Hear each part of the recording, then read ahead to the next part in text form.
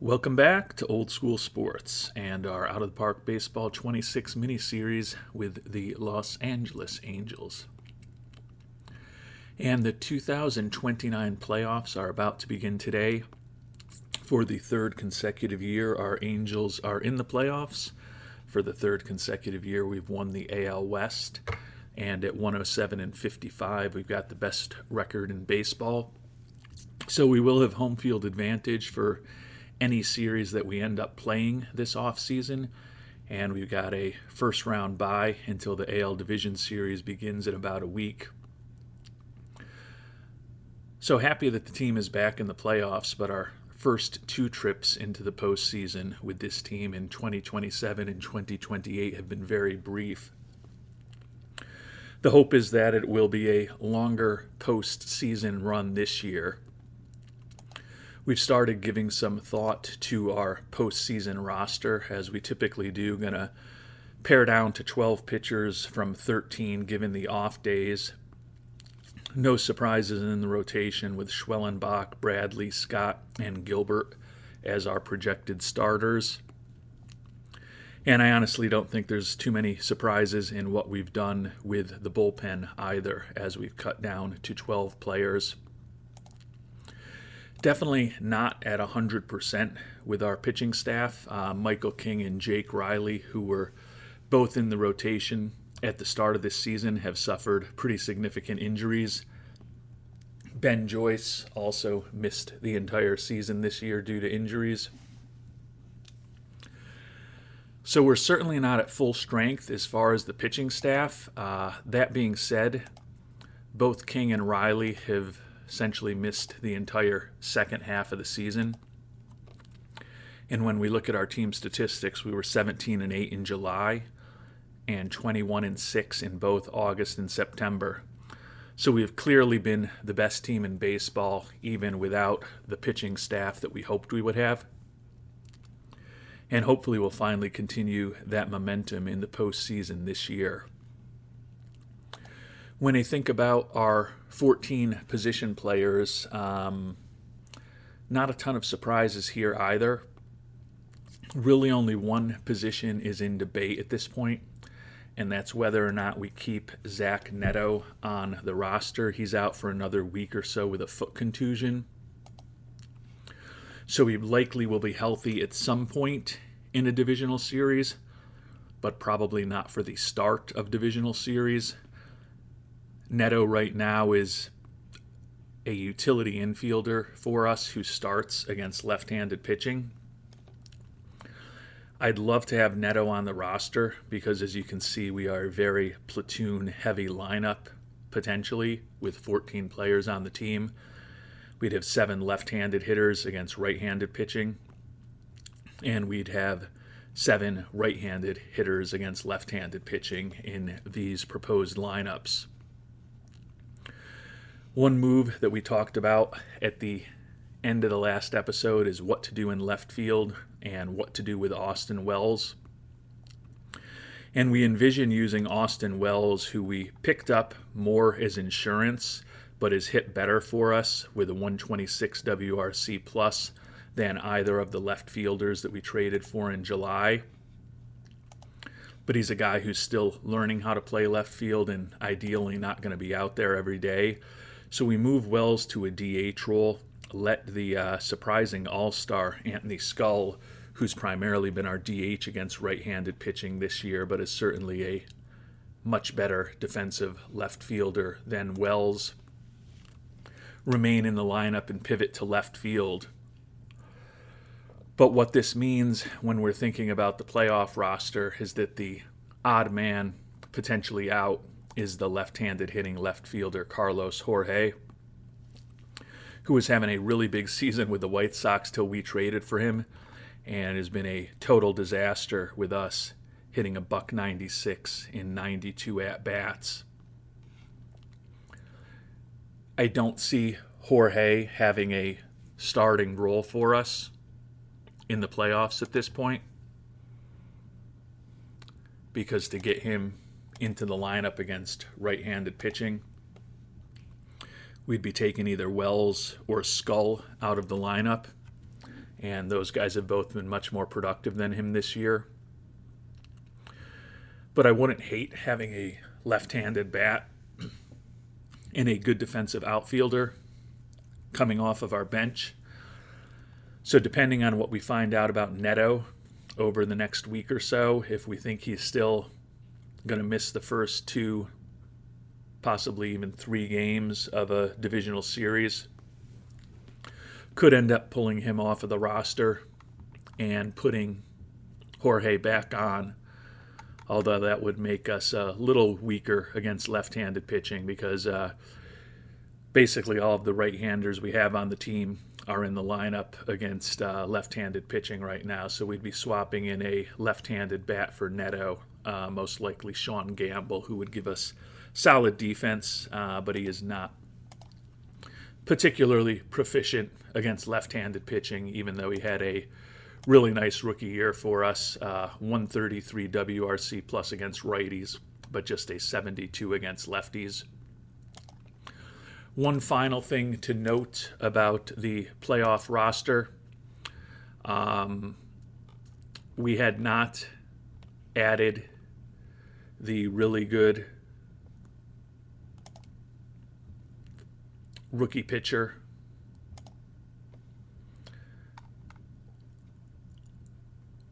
and I'm trying to get to a screen where I can pull up and talk about how well he did for us this year.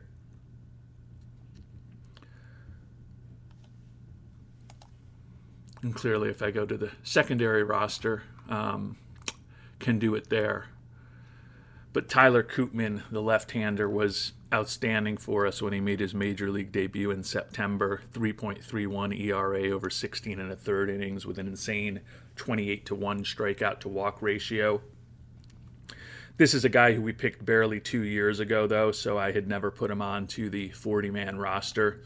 And so when I moved him onto the 40-man on September 1st, I should have thought about doing that the day before, because we certainly could use potentially a third left-hander in the pen.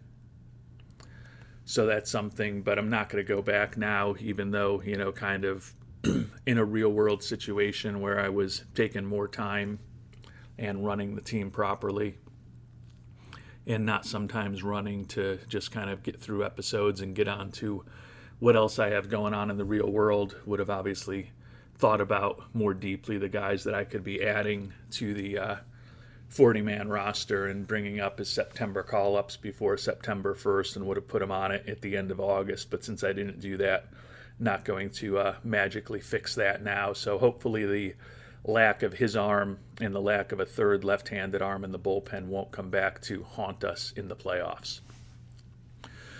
So that gets us up to speed on where we are, taking a look at the playoff tree. We'll be facing either the Tigers or the Rangers, who swept us out of the playoffs in the ALDS a year ago, in the ALDS this year.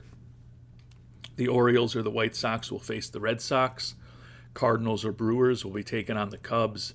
Very NL Central heavy side of the bracket there. And then the Pirates or the Braves will get a chance at the Padres. So some interesting changes in this baseball world over the past 4.5 years or so since real time. No Dodgers in the playoffs. No Mets in the playoffs. No Yankees in the playoffs. No Astros in the playoffs. Things have definitely changed. And things are actually set up pretty well for us this year. It looks like the National League Series began before the American League Series, which means that we'll probably have an extra day until our divisional series against the Tigers or the Rangers begins, which hopefully will give us a little extra time for hopefully Neto to get as close to healthy as possible. I don't think there's any scenario where he's going to be ready for game 1, but it could be a scenario where he's only got a game or 2 left with his injury at that point if all goes well, in which case we'll probably keep him on the playoff roster rather than Mr. Jorge. And the other thing I did think about, because I would like Jorge there, talked about how I typically move to a 12-man pitching staff from a 13-man pitching staff for the playoffs. with all the off days that are built in for people to get rest. There is a part of me that thought, could I cut the pitching staff down to 11 and go with 15 position players for the playoffs? I don't think I'm going to do that unless, we were to have a pitching injury and not really like the potential replacements. The lefty Brock Selvage, middle to long reliever, is probably the next man up if we needed another pitcher.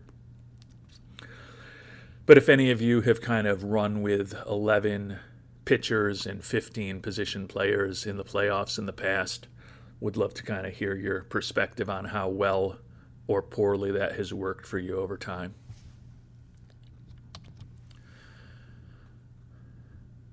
And we're getting exactly what we wanted. I mentioned already that the National League Wild Card Series started before the American League Wild Card Series, but both of the AL series are going to go to a deciding Game 3, so the teams that we'll be facing and the Red Sox will be facing will have hopefully emptied their rotations and bullpens a reasonable amount before those divisional series begin.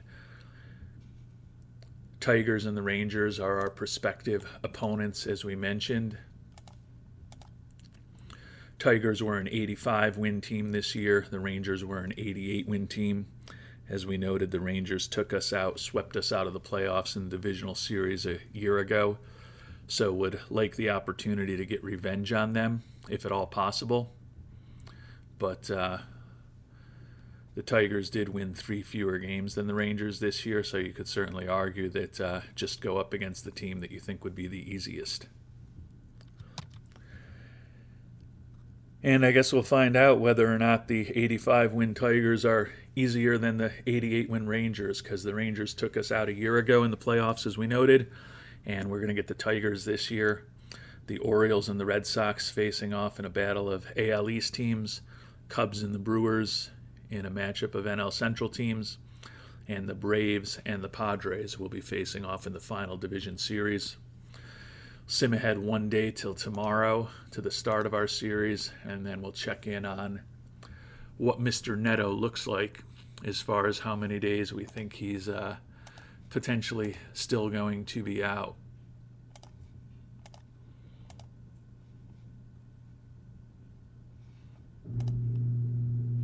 Foot contusion for 2 days.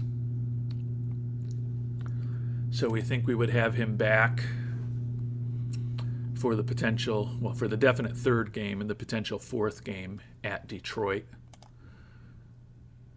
Take a look at the pitching matchups. If we're facing righties the next couple days, most likely, I think that means we probably keep Neto on the roster. Although if we're going to face no lefties, then maybe we don't. Jacob Pruitt set to go today, a righty. Bo Brisky set to go tomorrow, another righty. Game 3, Carlos Marcano, a righty. And Game 4, potentially Yuri Perez, a righty. So they're going to be sending 4 right-handed starters at us. Given that we're going to be without Neto for these first couple games anyways, I think we actually do swap him out, bring up Mr. Jorge to at least give us another player who's healthy and can help us off the bench these next couple days, since we don't anticipate Neto starting at all in this series. So I'm going to tweak the roster against lefties a bit. As I mentioned, I think Sean Gamble gets the spot defensively. But I probably will want to tweak the lineup. Not that we're necessarily going to need to use it, since we don't think we'll be facing a lefty, but you never know when something surprising comes up as far as the pitchers that are being used against us.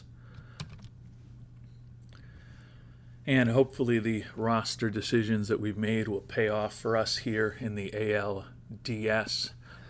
As I've noted, we haven't had a lot of success these first 2 trips to the playoffs, combined 1-6 record, and we've been obviously with a 1-6 record taken out in the ALDS 2 consecutive years.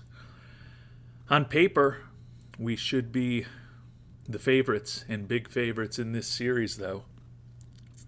We mentioned that with 107 wins, we were the best team in baseball, 22 more wins than the Tigers put together this year. Our winning percentage of .593 on the road is even better than the Tigers' .568 winning percentage that they had on the road. Interesting that they only had a .481 winning percentage at home, so we're better than them on the road, much better than them on home. Took 4 out of 6 games against Detroit this year, and statistically, we're the number 1 offense and the number 2 pitching staff in the American League. They're still good, 6th in runs scored and 5th in runs allowed. But we should be heavy favorites. As we noted, we'll be going up against the 26-year-old right-hander Jacob Pruitt, who split the year between AAA Toledo and the majors, 2-1 with a 3.22 ERA for Detroit this year. And we've got our ace, the righty Spencer Schwellenbach, on the mound, 11-6 with a 3.91 ERA this year. Did lead the league in walk per 9 innings and strikeout to walk ratio. Hopefully we can get things off to a good start. Would love to win these 2 games in LA and put some pressure on Detroit rather than finding ourselves in pressure when we head out on the road, which is where we've ended up the last couple of years.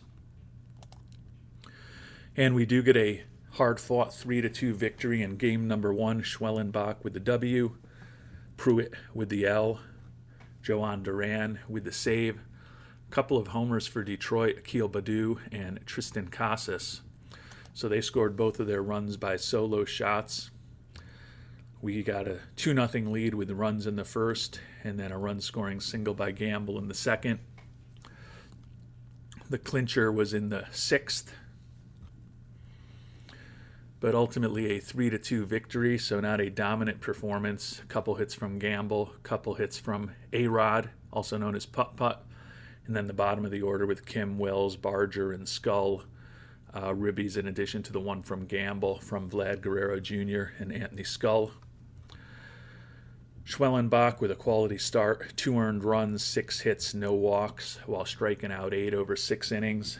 Obviously both of the runs came on those solo homers. So we've got a 1-0 series lead, and the goal is to turn it into a 2-0 series lead before we head to Detroit. Bo Brieske, 31-year-old right-hander who was 7-9 with a 3.76 ERA for the Tigers on the mound.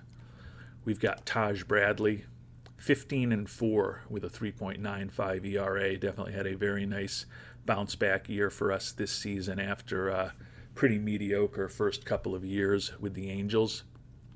For a long time he was leading the AL in victories, although he did tail off a bit down the stretch.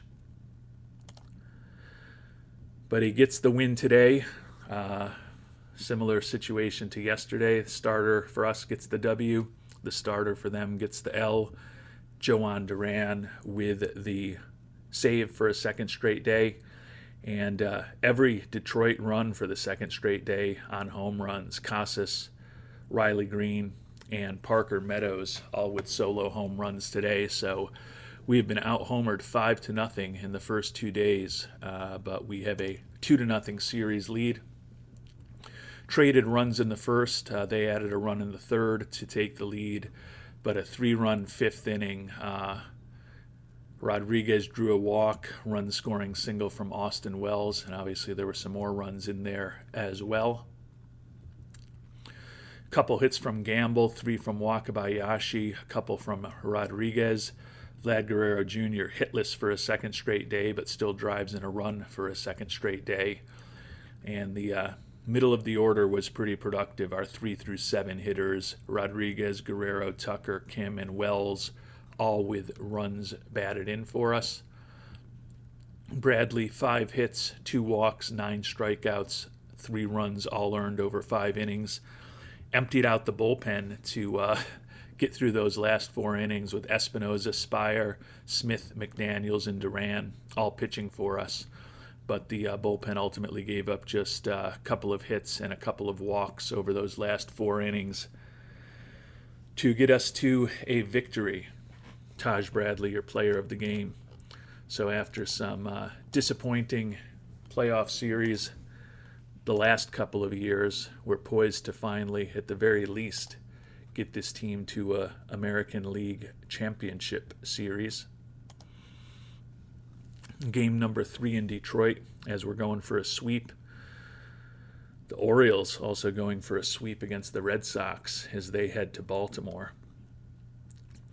We've got the right-hander Christian Scott on the mound after leading the league with 17 wins a year ago, who was 12-8 with a 4.37 ERA for us this year. So these third and fourth games with Scott and Gilbert potentially on the mound are the ones where, if we look at what a perfect rotation might have looked like for us, could be where we could have seen King, who was 10-3 with a 2.06 ERA, and Riley, who was 8-2 with a 2.65 ERA. But still feel like we've got competent starters on the mound for Game 3 and potentially Game 4. For Detroit, the 26-year-old righty Carlos Marcano, 9-11 with a 3.56 ERA in his first full major league season for Detroit, put up a 3.5 WAR. So this looks like definitely a more even pitching matchup than the first two. Detroit's got the advantage of being at home, although as we talked about, they were not a particularly good team at home this year. See if we can get the sweep. And we do get the sweep, our first sweep 5 years into this playthrough. Even worse than waiting 5 years for the first sweep. It's 5 years for our first playoff series victory also. Shortstop Yoshihiko Wakabayashi, your MVP. Casas homers for a third straight day. The catcher Ivan Ramos, who we followed over the years. This was a guy who was picked first overall out of the University of Albany a few years ago and has had a really impressive start to his career in Detroit. Also homered. We got our first homer of the series from Andres Rodriguez. Ryan Walker with the win in relief. Duran picks up a save for a third consecutive day. Looking at the box score, we had to come back. We scored 2 in the top of the first on the 2-run homer for Rodriguez. They came back with a run in the third and 3 in the fifth to take a 4-2 lead. But a 4-run seventh inning single from Gamble, 2-run triple by Wakabayashi, some of the big blows in there. And we go on to the 7-4 victory. Wakabayashi hit .455 with no home runs and 2 ribbies for the series. Guerrero, 0 for the series, did have those 2 ribbies that we talked about earlier. Basically, same lineup out there every day for us. Other than Guerrero, Barger, and Skull, everyone was pretty productive offensively for us. Scott, not a great outing. I wonder if he got hurt. No, Carlos Marcano was injured while pitching. There was a rain delay of 73 minutes, so that's why Scott only went 3 innings for us, because I felt he had probably tightened up after that. Klassen came in and did not do particularly well for us. He's the one who helped them jump out to that lead in the 5th inning. But ultimately, although we emptied out the bullpen again using 5 relievers today, did what we needed to do, and we are headed to the American League Championship Series. Big question is whether it will be against the Red Sox or the Baltimore Orioles, who right now look poised to take out their divisional rival. And things are going as well for us as we could possibly hope in terms of resting our players and facing teams that are not going to be rested, because the Red Sox took both games in Baltimore, so they're headed back to Fenway for a deciding 5th game of this AL Division Series between the Orioles and the Red Sox, and the home teams are 0-4 thus far. But regardless, they're going to have to play a 5th game while we've been resting for a few days right now to get our rotation set the way we want it, and we will be swapping Neto in for Jorge in our roster for the ALCS. And the Red Sox did come back from that 2-0 deficit to take out the Orioles in 5. So the top 2 teams in the AL, in our Angels and the Boston Red Sox, will be facing off. Over in the National League, though, a couple of wild card teams facing off in the NLCS. The Brewers took out the Cubs in 4, and the Braves took out the Padres in 5. We are making 2 changes to our playoff roster. As we talked about, we swapped in Neto, who will be in the lineup for us against any left-handed pitchers that we have to face, and also give us hopefully better defensive versatility than Jorge would. And then we also swapped out George Klassen, who had that really rough performance for us, for Brock Selvage, who, although he is a not spectacular lefty, will at least give us a third left-handed arm in the bullpen for this series against the mighty Red Sox team.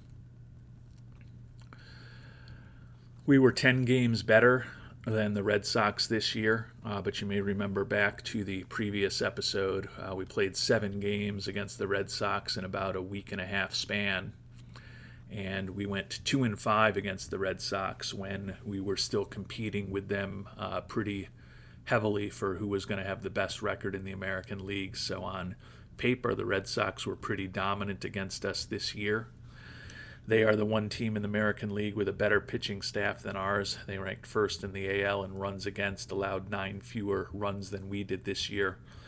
But offense definitely favors us. Our 928 runs scored were the most in the AL. Although the Red Sox were 4th in the American League in runs scored, they still scored almost 200 fewer runs than we did this season. And we likely will get to face some left-handed starters here against the Red Sox. Shota Imanaga, the veteran lefty who is 10-9 with a 4.20 ERA, set to go in game number 1 for the Red Sox. We've got Schwellenbach, the right-hander, back on the mound for us today, as we've got enough rest to have our pitching staff set up the way that we want it. After a pretty easy series against Detroit, hopefully we can get off to a good start here against the Red Sox. And we do get a 9-4 victory in game number 1. A lot of home runs hit today. Royce Lewis, Jarren Duran, and Wilyer Abreu for the Red Sox. We got homers from Daz Cameron, Anthony Volpe, and a couple bombs from Vlad Guerrero Jr., who shrugs off that O for the ALDS with a big start in the ALCS. Taking a look at the box score, got a run in the 3rd, 2 in the 4th, and 4 in the 5th to really blow things open. Big game from Guerrero with the 2 solo homers and 3 ribbies. Also got a couple of ribbies from Josua Lugo. A lot of the platoon guys, since we didn't face any left-handed starters in the first series, seeing their first playoff action. Lugo with a couple of ribbies, Neto with a ribby, Volpe with a ribby, Flores with a hit, and Cameron with a ribby also. So we got some production out of everyone, all of those right-handed hitters who don't happen to be in the lineup against right-handed pitching.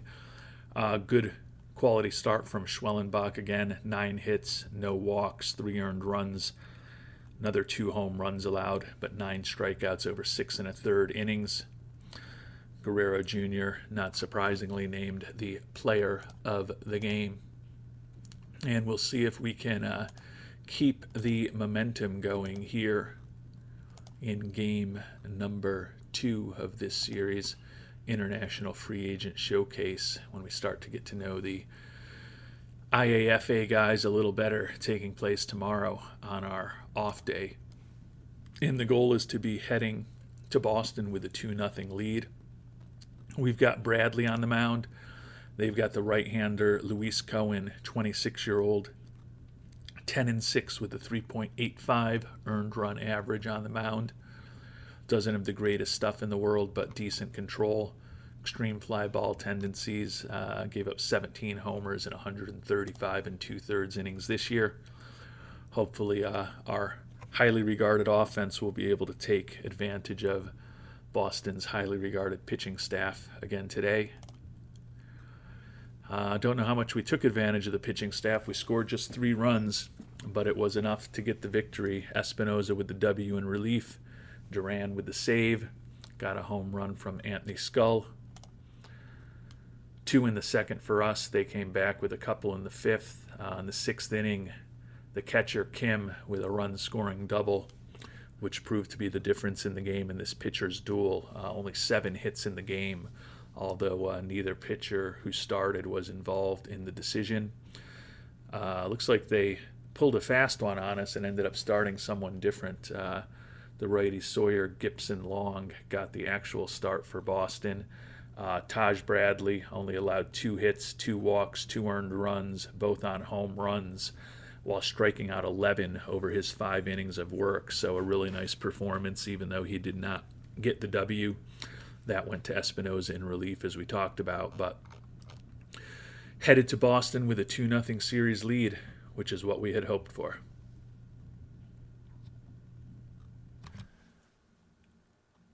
And we've taken an initial look at the IAFA pool offline. We'll be talking about that more in subsequent episodes, particularly when we get closer to decision time in January of 2030.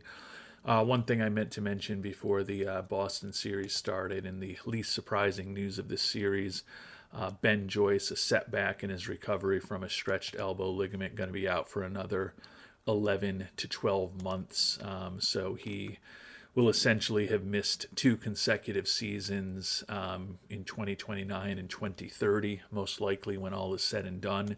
And honestly, he has not played that much in the previous 2 years due to injuries. So he's a guy who we thought we had signed to a pretty reasonable contract, 6 years, $13.5 million, and unlikely to see him on the field at this point until 2031 when he gets to the final year of that one-time 6-year contract. So at this point, it's conceivable that we'll be heading into the final year of that 6-year contract with him having pitched in only 14 major league games over the previous 4 seasons. But despite injury news and IAFA news, our primary focus right now remains the American League Championship Series, where we head to Boston with a 2-0 lead. Christian Scott, the righty, back on the mound for us. The Red Sox, the righty Tanner Houck, 13-9 with a league best 2.45 ERA, 2.33 BABIP, and 0.92 WHIP. So definitely feel like the pitching matchup here in game number 3 favors the Red Sox. And not surprisingly, it really favored them, a 12-3 victory.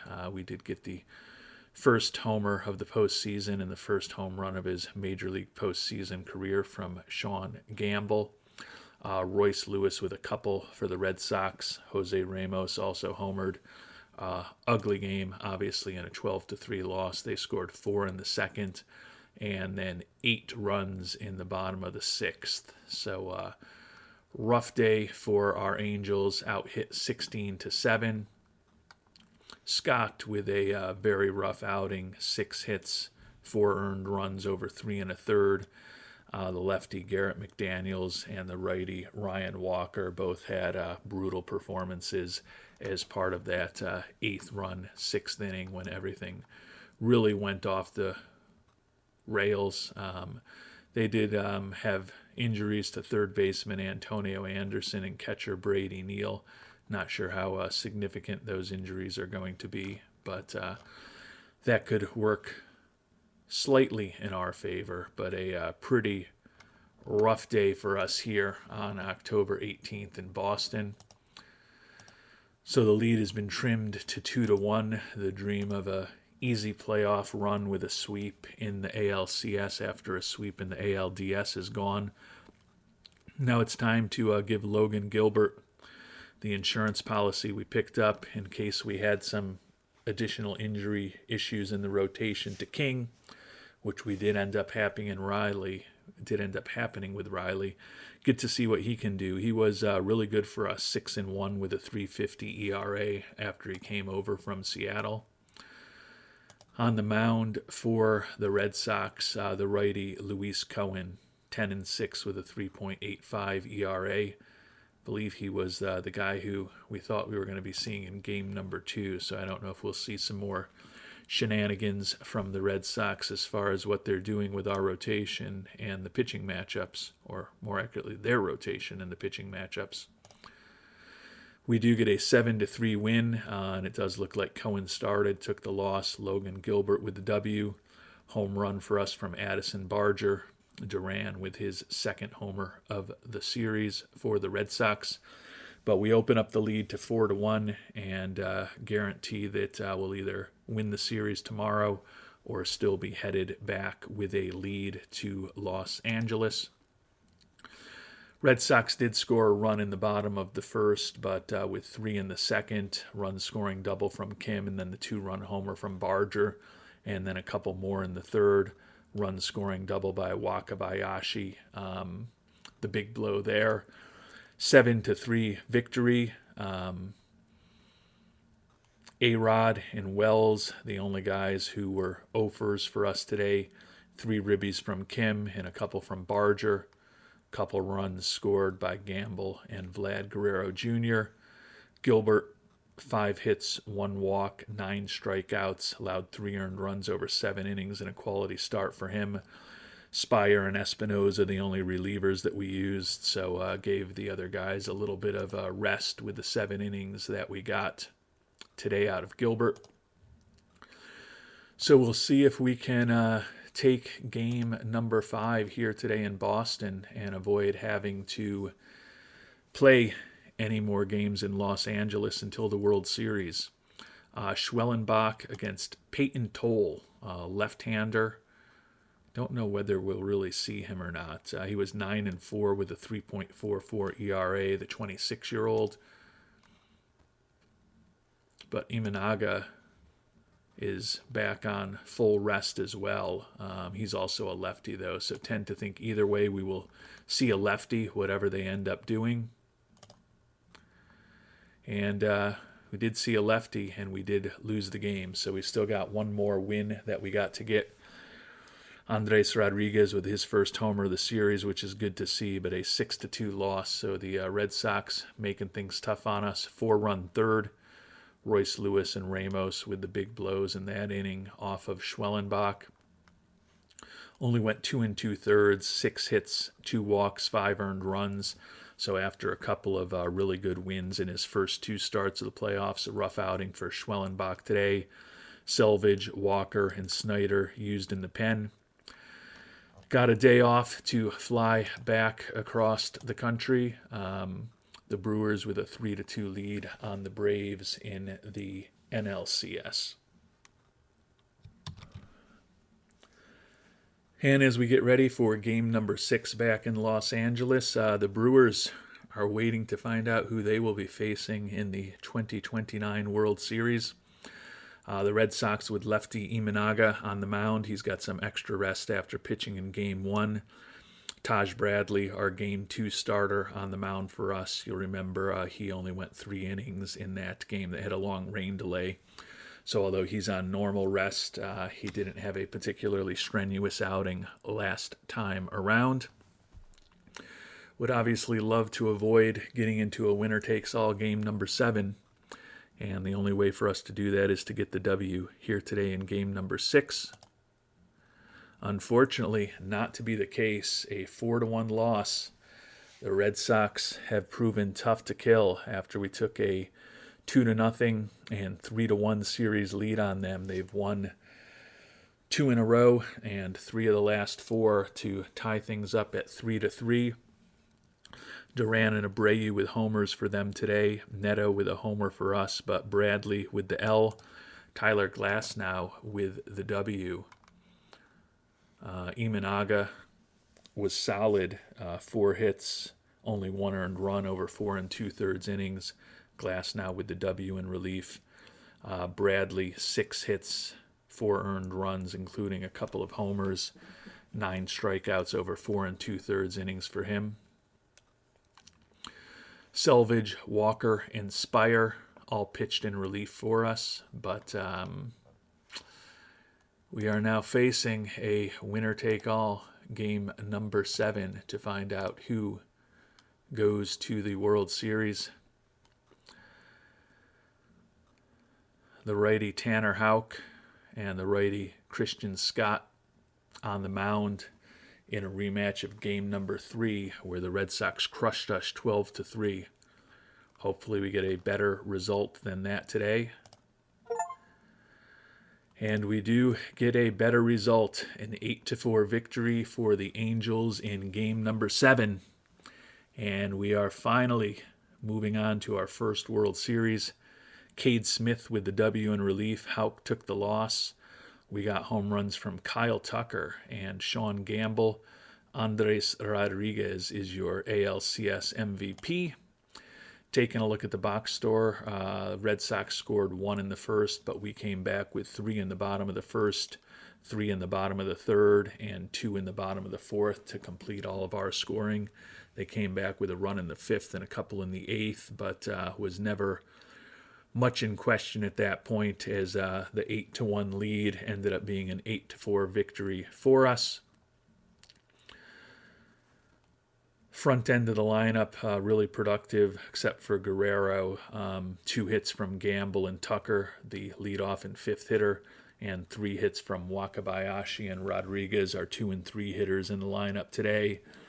As the Los Angeles Angels headed to the World Series, Scott, 6 hits, 2 runs, only one of them earned over 4 1/3 innings. Doesn't pitch long enough to get the W. As we noted, that went to Cade Smith. Emptied out the bullpen again today with 5 relievers being used, but we should have at least a day or 2 off until we get to the World Series against the Milwaukee Brewers. And it looks like only 1 day off before the World Series is going to get started tomorrow. So although we had the best record in baseball this year and we have home field advantage against the Brewers, they will be a more rested team than us, with the fact that they won their series quicker than they did, and the NL series was also started a day before ours. They are definitely going to have their pitching staff much more set up the way that they would like than what we'll be dealing with. But we finally made it to the World Series. We'll see if we can get 4 more W's here in 2029. And on paper, most of the metrics indicate we should be favorites. Obviously, with 107 wins, we were 21 games better than the wild card Brewers this year, who were 86 and 76. We had the best offense in the AL, while they were 11th in the National League. A couple of really good pitching teams, both of which ranked 2nd in their respective leagues. But the Brewers took the season series from us, 2 out of 3, only 3 games against them, but a second consecutive series where our 107-win team actually lost the season series against our playoff opponent, which is kind of interesting. Gilbert, who's been our 4th starter through these playoffs and had to pitch just once for us on the mound, and obviously with Skubal on the mound for the Brewers, they've got a very good left-handed pitcher, 15-9 with a 3.78 ERA this year. Milwaukee picked him up in a trade with Detroit at the trade deadline in 2025, and then must have gotten him signed to an extension a couple years after that. So I don't know what the odds are this year of Detroit actually dealing Skubal to the Brewers in the next few months in the real world. I think they're probably pretty low, but kudos to the Brewers for pulling off that trade and then also locking him up for the long term. Certainly would think that the pitching matchup favors the Brewers today, but we are at home and we've got the big offense. Let's see what we can do against a big-time pitcher. And we do get a 2-0 victory, so a pitcher's duel, Gilbert over Skubal. Duran with the W. or with the save. Rodriguez, after being named ALCS MVP, hits a home run today. Start trying to make a case to potentially add a World Series MVP into his trophy case. Both of our runs scored in the bottom of the seventh, and they were both on a 2-run home run by A-Rod against Skubal. Only 4 hits today for Milwaukee, only 6 hits for our Angels, so it definitely was a pitcher's duel. Gilbert went 7 innings for us, 4 hits, no walks, 7 strikeouts. Espinoza and Duran combined for a couple innings of perfect relief.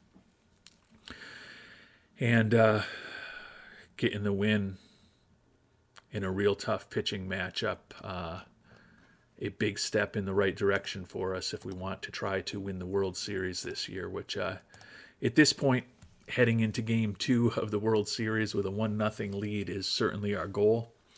We've got our ace Schwellenbach on the mound for game number 2, 31-year-old Tobias Myers on the mound for the Brewers, 10-10 with a .334 earned run average this year. So a more even pitching matchup today than probably yesterday. Would say that this one favors us. Yesterday, though, the Brewers lost despite having the pitching matchup favor them. Hopefully we can turn the tables today and win when we've got a pitching matchup in our favor.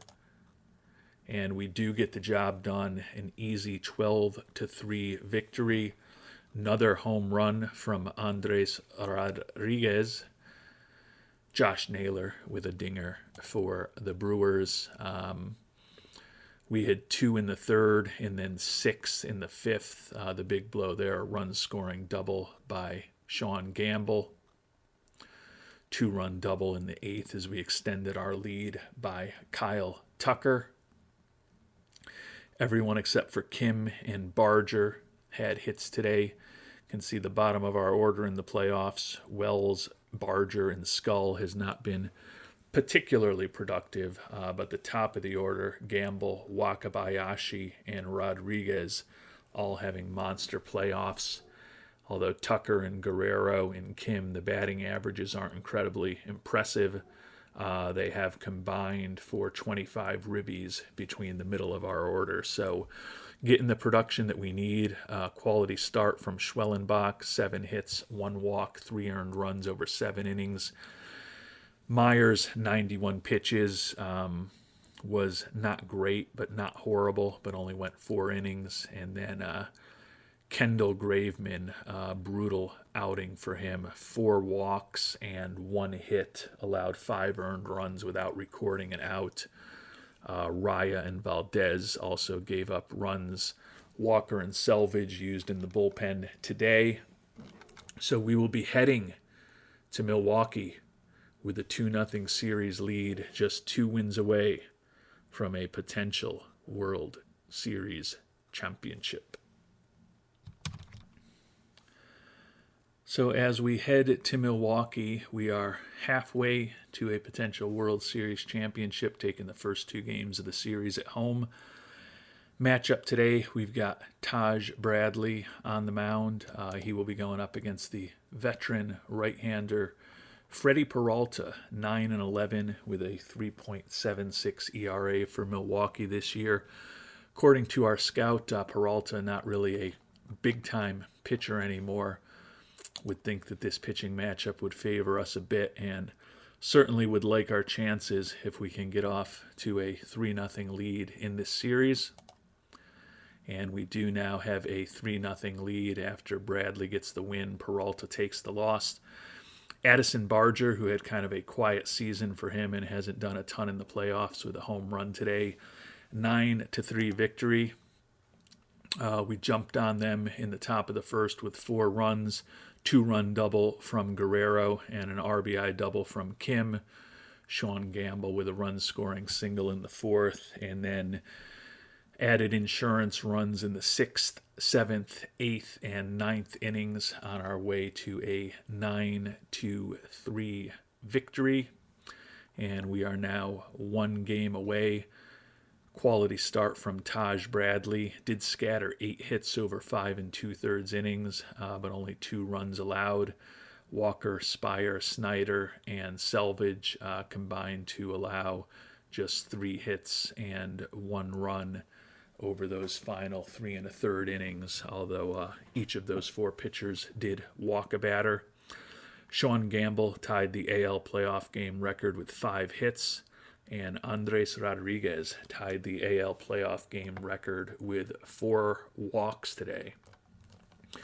So Gamble and Rodriguez, who have both been very good in the playoffs, the second-year player Rodriguez and the rookie Gamble, likely pretty strong contenders after today for a potential ALCS MVP. Gamble, of course, with the monster day today with 5 hits.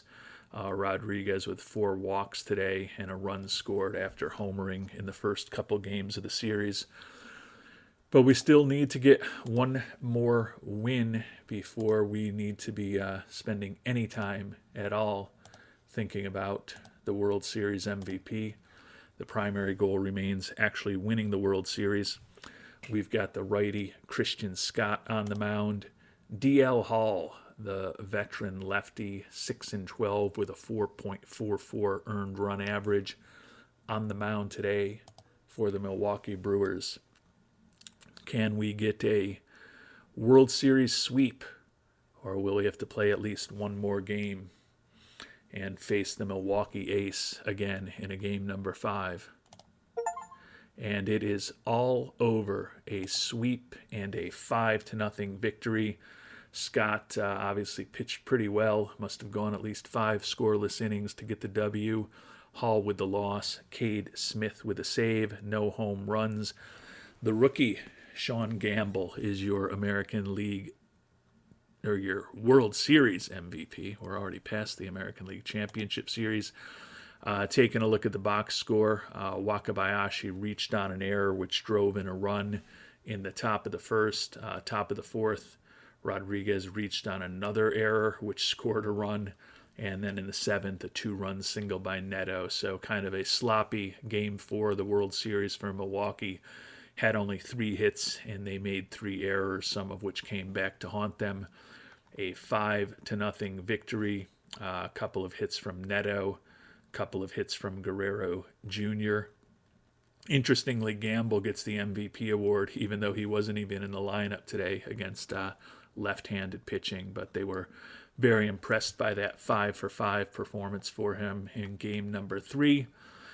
Scott, just 1 hit and no earned runs over 5 1/3 innings, although he did walk 6 versus only 4 strikeouts. 8 walks today by our pitching staff, even though we allowed just 3 hits, but no runs. Espinoza, Spire, and Smith combined for 3 2/3 innings of scoreless relief. And our Los Angeles Angels, in our 5th year of this playthrough, are your 2029 World Series champions. And even with the long and very successful run through the playoffs, we still lost all over $30 million for Mr. Moreno this year. I would have to think, though, winning a championship, our budget should hold up pretty well. We're $306 million this past year. We're in a tough salary situation for next year, so going to have some difficult decisions to make in this offseason. Looks like we've gotten a few points bump in fan interest after winning the World Series, but we're certainly not off the charts yet in that category. Might as well sim ahead to the start of the offseason tomorrow. Obviously, I'm going to have to put some thought into how we're going to proceed with this mini-series. I don't know that the next patch for the game is imminent. That's kind of what I've been waiting for with OOTP 26 to move on to our long play series. But if we find out it's coming shortly, it's possible that we may wind things down here. Certainly always love to go out on a high note whenever possible. And 3 straight playoff appearances and a World Series win is a pretty good high note for a 5-year series. But we could end up playing more into the future. As far as I know right now, there's not any specific plan for a patch. But before we finish up this episode, we'll move one day ahead to the off season just to get a little more color on what our financial situation could be looking like for the 2030 season.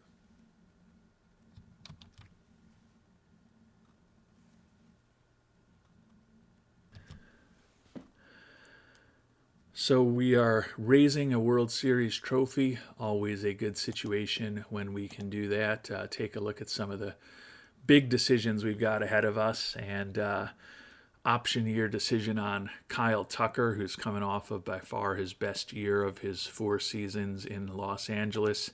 King, arguably coming off of his best year in LA also, although it was stopped early by an injury. Need a decision on the lefty Gabe Spire. Got some minor league coaches retiring that we will need to think about. Development facilities are open, which we need to think about. But the most interesting information to me is the review of our season goals and then seeing what the new budget looks like. Review of the season goals, fantastic job to win a championship. Happy that we acquired Carlos Jorge as a power hitter, even though, as we talked about, he was only part of one of our 3 playoff series and kind of stunk while he was in the lineup. Happy with our draft record. So we've done well with the first round picks, including Gamble, Riley, and Rodriguez. Fan engagement improve. Not happy with what we've done in extra inning games. Not happy with our international amateurs. And pleased that we achieved a World Series championship. Overall performance with us is very happy. Wants us to sign Logan Gilbert to an extension, still acquire a power hitter, still improve our record in extra inning games, still improve international amateur fines, and bring us another championship in the next 4 seasons. And the budget has been pared back. Was $306 million a year ago, cut down to $298 million. So apparently the large loss that we recorded this year was more important to Mr. Moreno's decision making than the fact that we just brought the Angels their 2nd world championship. But he is the owner, so he gets to make those decisions. But when all is said and done, whatever our next steps are, we'll be doing them from a relative position of strength. The Red Sox gave us a great battle in the ALCS. Other than that, we swept the Tigers and we swept the Brewers on the way to the World Championship here in 2029. Until our next episode, thanks so much for watching and hope you have a great day.